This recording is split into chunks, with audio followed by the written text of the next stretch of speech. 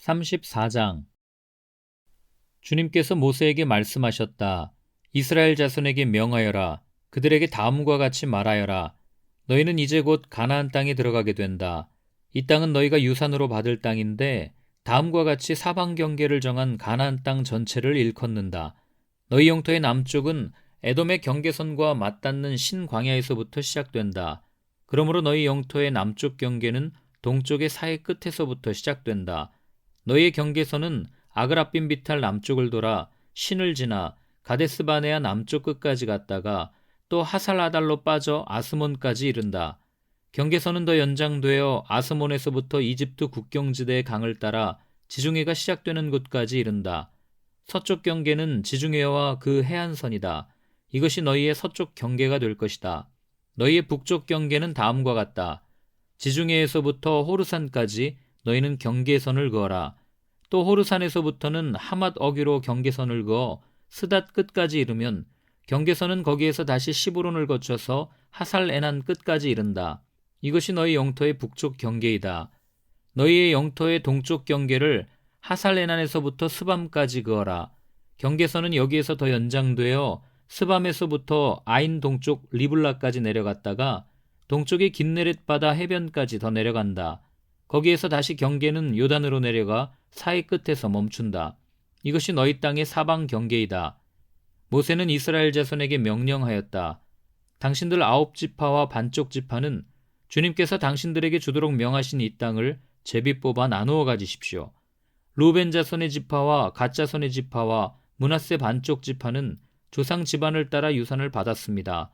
이 두 지파와 반쪽 지파는 자기들의 유산을 해 뜨는 쪽, 여리고 맞은편 요단강 동쪽에서 이미 차지하였습니다. 주님께서 모세에게 말씀하셨다.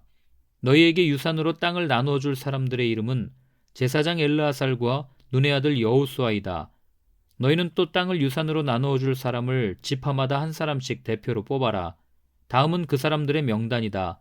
유다 지파에서는 여분네 아들 갈렙이요, 시몬 지파에서는 암미우스의 아들 스무엘이요, 베냐민 지파에서는 기슬론의 아들 엘리다시요, 단 자손 지파에서는 요글리의 아들 붓기 족장이요, 요셉 자손 가운데 므낫세 자손의 지파에서는 에봇의 아들 한니엘 족장이요, 에브라임 자손의 지파에서는 십단의 아들 그무엘 족장이요, 스불론 자손의 지파에서는 바르나게 아들 엘리사반 족장이요, 이사갈 자손 지파에서는 아산의 아들 발데엘 족장이요, 아셀 자손의 지파에서는 슬로미의 아들 아히훗 족장이요, 납달리 자손의 지파에서는 암미우스의 아들 부다엘 족장이다.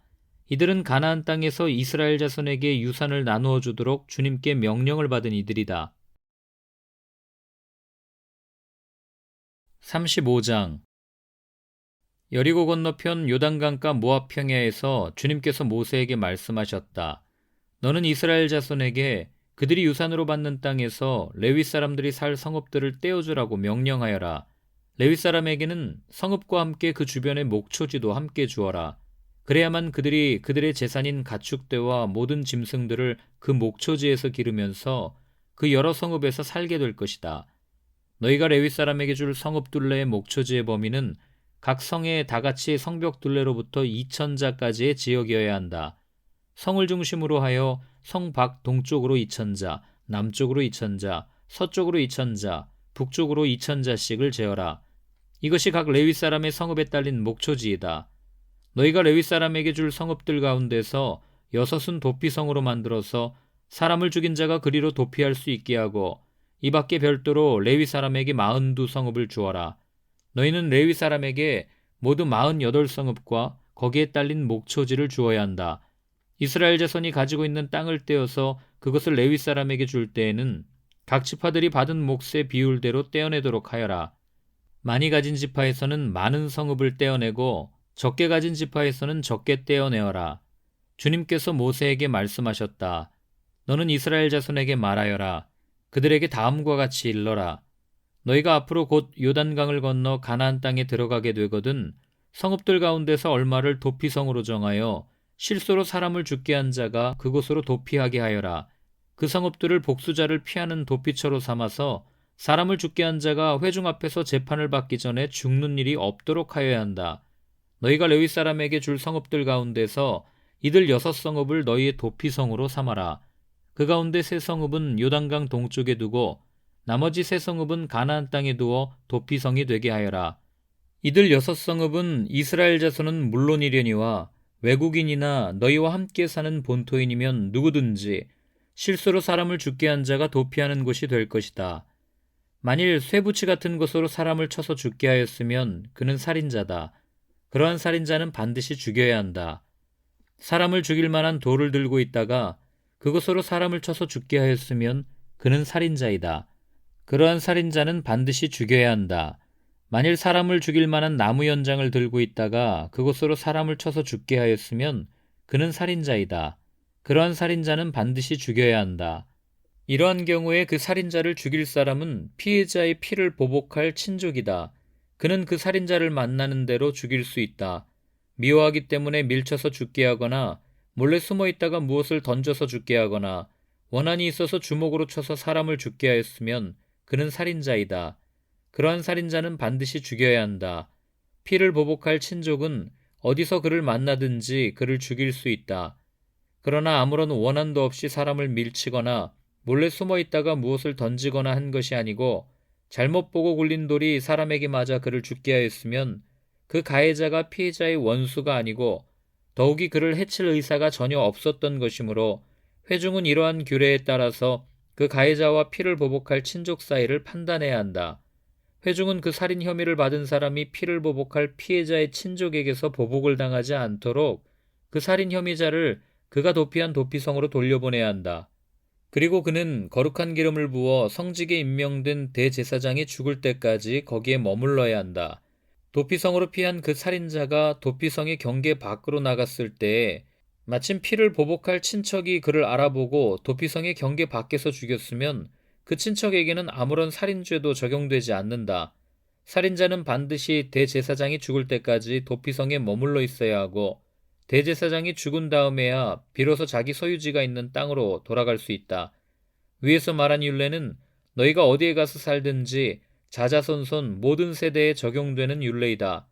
누구든지 사람을 죽인 사람은 살인자이므로 반드시 죽여야 한다. 그러나 거기에는 증인들이 있어야 한다. 오직 한 증인의 증언만으로는 어느 누구도 죽이지 못한다. 살인죄를 지었을 때에는 살인범에게서 속전을 받고 목숨을 살려주어서는 안 된다.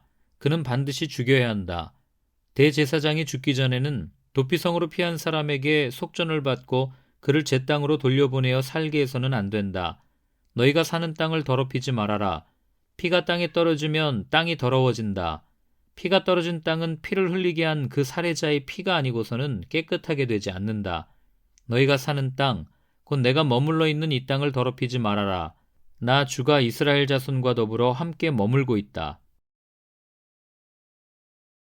36장 요셉 자손 가문 가운데 므낫세의 손자 마길의 아들인 길르앗 자손 가문이 있는데 바로 길르앗 자손에 속한 각 가문의 우두머리들이 나서서 모세와 이스라엘 자손의 지도자들인 각 가문의 우두머리 앞에 나와서 이렇게 말하였다.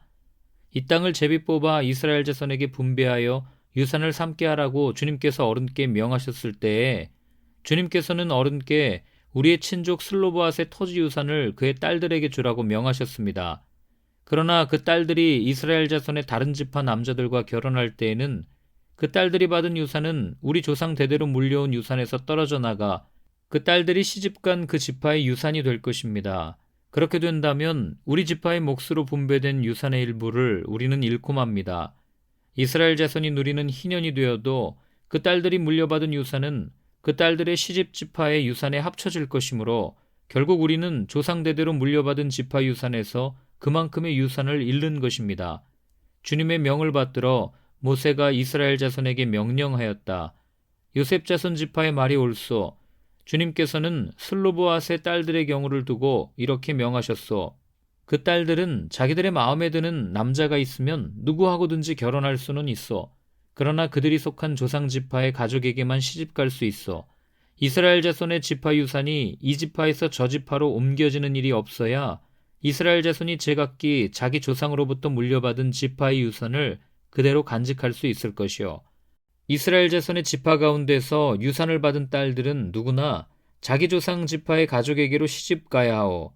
그래야만 이스라엘 자손이 지파마다 조상으로부터 물려받은 유산을 간직할 수 있을 것이요. 지파의 유산이 한 지파에서 다른 지파로 옮겨지는 일이 없어야 이스라엘 자손 각 지파가 제각기 물려받은 유산을 그대로 간직할 수 있을 것이요. 그리하여 슬로브앗의 딸들은 주님께서 모세에게 명령하신 대로 하였다. 슬로브앗의 딸들 곧 말라와 디르사와 호글라와 밀가와 노아는 모두 자기 사촌 오라버니들과 결혼하였다. 그 딸들이 모두 요셉의 아들인 므낫세 자손 가문과 결혼하였기 때문에 그들이 받은 유산은 자기 조상의 가문과 지파에 그대로 남아 있었다. 이것은 주님께서 여리고 건너편 요단강가 모압 평지에서 모세를 시켜 이스라엘 자손에게 말씀하신 명령과 규례이다.